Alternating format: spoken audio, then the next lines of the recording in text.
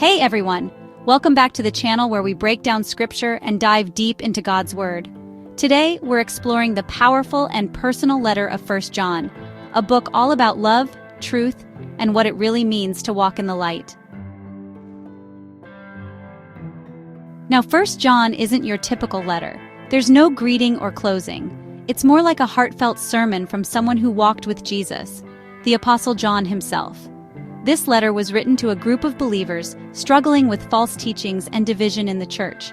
John's goal: to remind them, and us, of the basics, who Jesus is, what real love looks like, and how to be sure of our salvation. Chapter 1. Walking in the Light. 1 John starts strong. That which was from the beginning. We have heard, we have seen with our eyes. John's not giving second-hand info. He's an eyewitness to Jesus' life, and he calls us into fellowship with God by walking in the light. Verse 5 makes it clear God is light, in him there is no darkness at all. So, if we claim to know God but live in darkness, we're lying.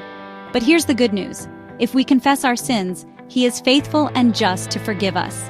That's from 1 John chapter 1, verse 9. This really echoes what David said in Psalm 32, verse 5, and what Paul writes in Romans chapter 3, verse 24. Forgiveness comes through grace. Now, as we move into chapter 2, we're encouraged to keep his commandments.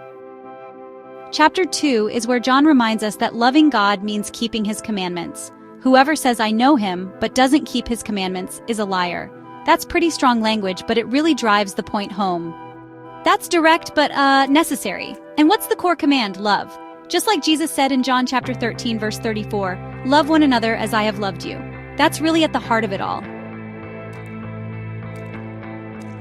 John warns of the Antichrist spirit. Not just one figure, but anyone who denies Christ came in the flesh.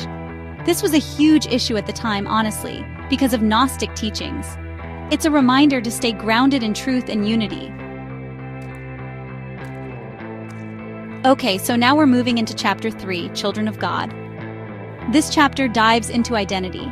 See what kind of love the Father has given us, that we should be called children of God. That's from 1 John chapter 3, verse 1. And if we're his kids, we don't keep practicing sin. John's not talking about messing up. He's talking about habitual sin without repentance. This actually mirrors what Paul says in Galatians chapter 5, verses 19 through 21, where the works of the flesh are laid out. But don't miss the big picture. John emphasizes love in action. Let us not love with words or speech, but with actions and in truth. That's from 1 John chapter 3, verse 18. All right, now we're moving into chapter 4. God is love.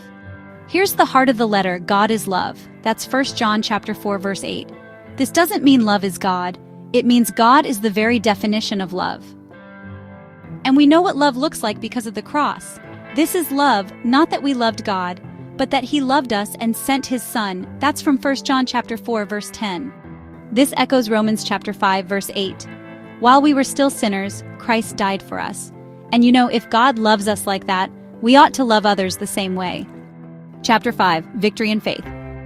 John wraps up by reminding believers that faith in Jesus is the key to overcoming the world. Everyone born of God overcomes the world. He talks about the witness, the Spirit, the water, and the blood, all testifying to Jesus' identity.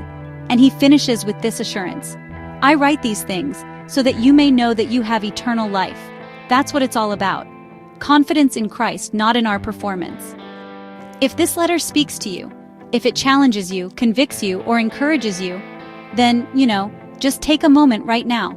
Reflect. Are you walking in the light? Are you holding on to truth? Are you showing love in action?